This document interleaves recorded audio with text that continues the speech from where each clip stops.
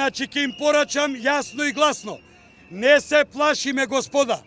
Значи, овој пат ви простувам. Наредниот пат ќе ги кажам јавно имињата на сите тие политичари што се јавуваа и вршеа притисок врз членовите. Ние не бараме никаква социјална помош, ние бараме нашата мака, нашиот труд. Значи, нека ги дадат нашите права. Ние знаеме кај ни е местото, ја нема да се симнам од планина. Исто тоа знае кај му е работата на господинот со Оризот. Или со овоштарите. Веќе еднаш нека се земат на памет и нека почнат да работат како што треба, наместо да се јавуваат кај земјоделците. Нека го искористат тоа време да го решат проблемот, а не да ги убедуваат да не идат назад.